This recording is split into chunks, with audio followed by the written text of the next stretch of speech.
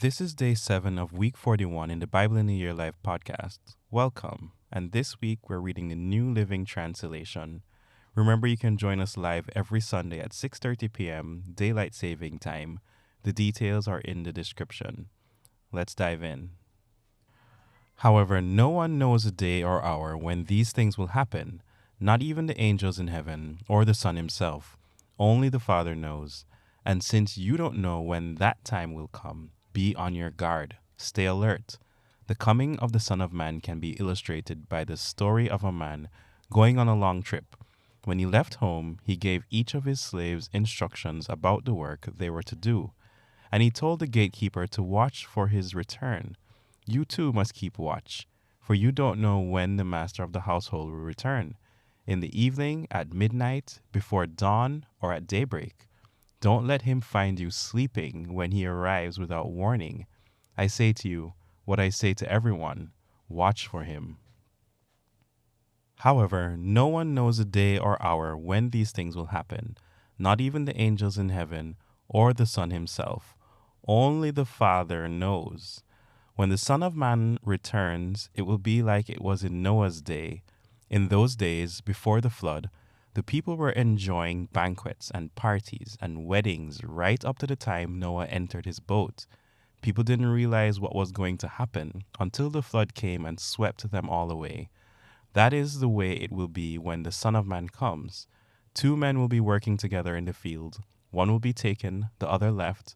2 women will be grinding flour at the mill. One will be taken, the other left. So you too must keep watch, for you don't know what day your Lord is coming.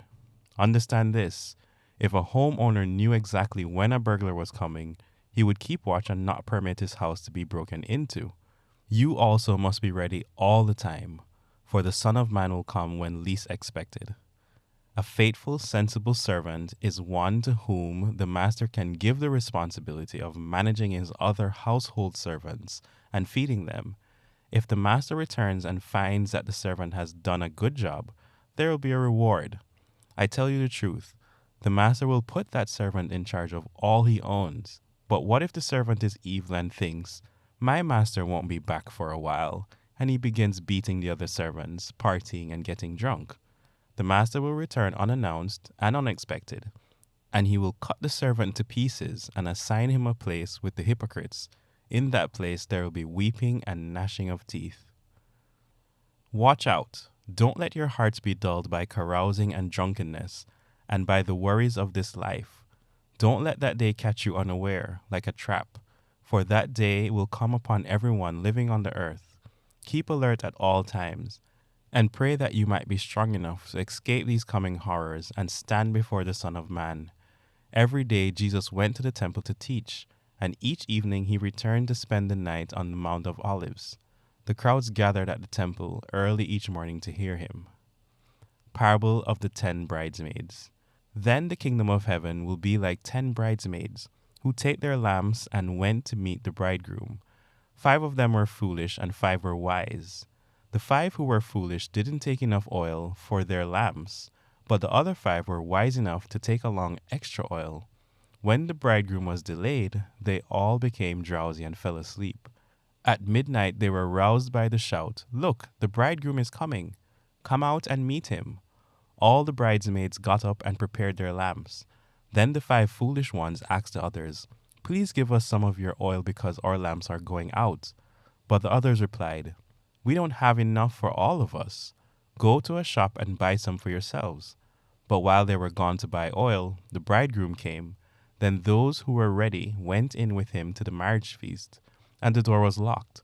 Later, when the other 5 bridesmaids returned, they stood outside calling, "Lord, Lord, open the door for us too." But he called back, "Believe me, I don't know you." So you too must keep watch, for you do not know the day or hour of my return. Parable of the 3 servants. Again, the kingdom of heaven can be illustrated by the story of a man going on a long trip. He called together his servants and entrusted his money to them while he was gone. He gave 5 bags of silver to one, 2 bags of silver to another, and 1 bag of silver to the last, dividing it in portions to their abilities. He then left on his trip. The servant who received the 5 bags of silver began to invest the money and earned 5 more. The servant with 2 bags of silver also went to work and earned 2 more. But the servant who received 1 bag of silver dug a hole in the ground and hid the master's money. After a long time, their master returned from his trip and called them to give an account of how they had used his money. The servant to whom he had entrusted the 5 bags of silver came forward with 5 more and said, Master, you gave me 5 bags of silver to invest, and I have earned 5 more. The master was full of praise. Well done, my good and faithful servant. You have been faithful in handling this small amount. So now I will give you many more responsibilities. Let's celebrate together. The servant who had received the 2 bags of silver came forward and said, Master, you gave me 2 bags of silver to invest, and I have earned 2 more. The master said, Well done, my good and faithful servant. You have been faithful in handling this small amount, so now I will give you many more responsibilities. Let's celebrate together. Then the servant with the 1 bag of silver came and said, Master, I knew you were a harsh man, harvesting crops you didn't plant and gathering crops you didn't cultivate. I was afraid I would lose your money, so I hid it in the earth. Look, here is your money back. But the master replied, You wicked and lazy servant.